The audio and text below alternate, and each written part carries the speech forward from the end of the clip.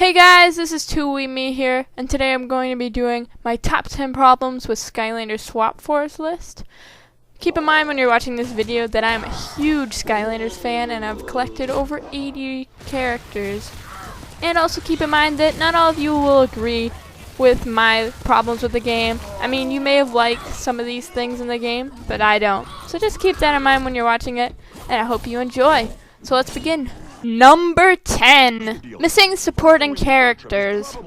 When the first Skylanders game came out, it introduced many new and exciting characters that we had never seen before, including Master Eon, Flynn, Callie, Hugo, Persephone, Chaos, and Glumshakes. In Skylanders Swap Force, the characters you know are replaced with not as interesting characters. They took out Callie, Hugo, Persephone, and Diggs. These characters are replaced with Tessa, Rufus, Tuck, Snaggle, Scale, and Sharpfin. I really don't like why they did this. I mean, I know in the 3DS version they had some of these characters, but it's not the same. Like, replacing Persephone annoyed me a lot. And Hugo, I loved Hugo, he was awesome. But I just don't get why they did this. And you know, it's horrible that they did this because Callie was one of my favorites, and she was not in this game. And I know a lot of you will be like, oh, they were in the beginning in the first cutscene. Well, I'm talking about the whole game. And they weren't in the entire game, just a small part, and that's a shame. Hope they'll put them back in Trap Team. I think I saw a video and they were back in there, so I'm very happy about that. So, next. Number 9. Lock puzzles. In Skylanders Swap Force, they introduced a new version of the lock puzzle. These lock puzzles have you joining Shock and Bolt together. And I'm fine with these puzzles. The only problem is they're just too easy. There's no strategy to them. And this made the puzzles boring to me. I mean, in the other two games, they had you tilt a box, and there was a little green creature inside, and you had to hit all the buttons. Puzzles were clever, and you had to think hard to complete them. Each time I did, I would always try to get a perfect score, so there was a little bit of replay value to them. I just wish these new puzzles were better than what we got. Number 8. Skylanders Voices and Battle Cries. Let me just say, I love the Skylanders Battle Cries. It's a brilliant idea. They were introduced in Spyro's Adventure, and all the characters had a variety of languages, and they said different phrases every time you put them on. And I never knew which phrase they were going to say next, and it made me want to change my characters more often. In Giants, they had the brilliant idea that to give the Skylanders one phrase to say every single time you put it on. I liked it at first, but then it made me miss the variety of the phrases they said before, and it got really annoying trying to change a Swap Force character with the bottom, and it would say the same thing over and over and over and over. And I don't know, it just got really annoying, and I just don't like that. I just wish they said varieties of phrases. So I hope they change this in Trap Team, but I really don't think they're gonna do that. Number 7. The levels are too long. I usually play Skylanders Swap Force with my family. I noticed that my family really enjoyed Spyro's Adventure, and they lost interest in Swap Force. I wanted to figure out why, and I noticed that the levels in Swap Force were just so much longer than in Spyro's Adventure. Spyro's Adventure, if I did a run through the level, it took about 5 minutes. In Swap Force, however, it took around half an hour.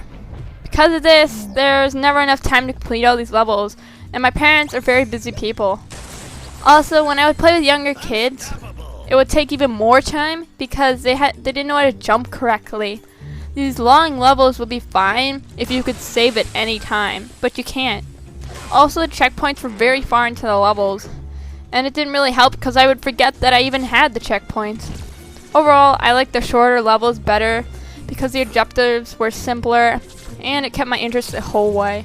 Number 6. No heroic challenges.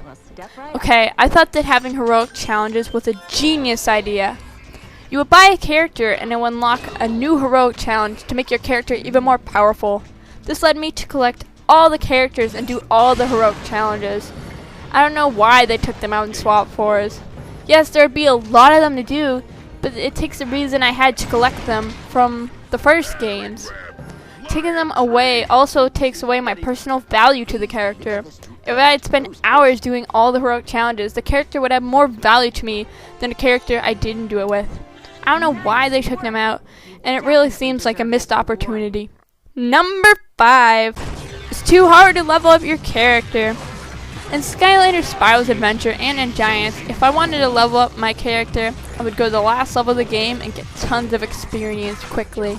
Swap Force, if I had to do that, my character would only go up a few levels. Not really, sometimes not even a level. This was a major problem.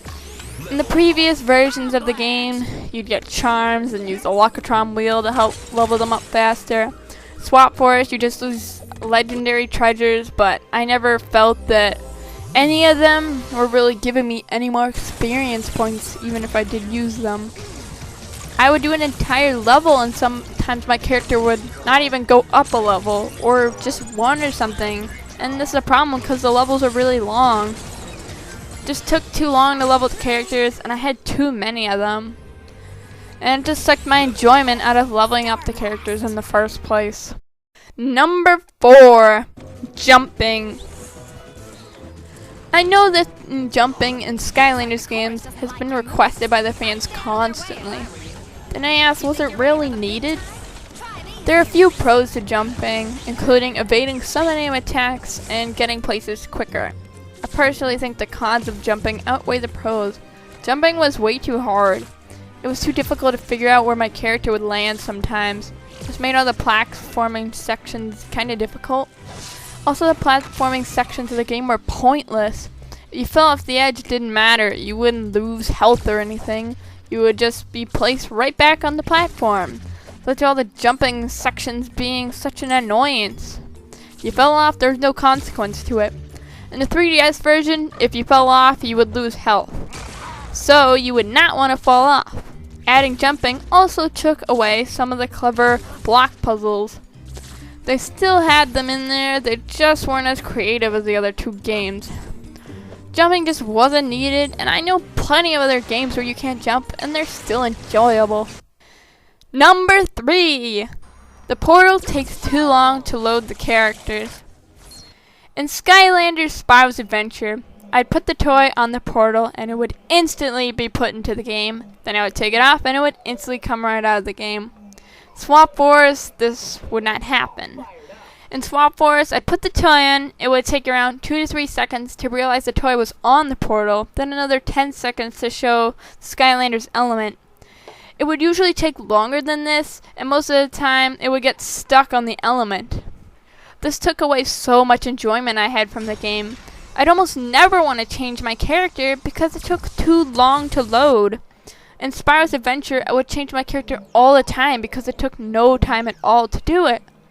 I know it shouldn't be so hard because it did introduce new technology, but it's really sad because it took the same amount of time to read my Series 1 characters, and that's pretty depressing.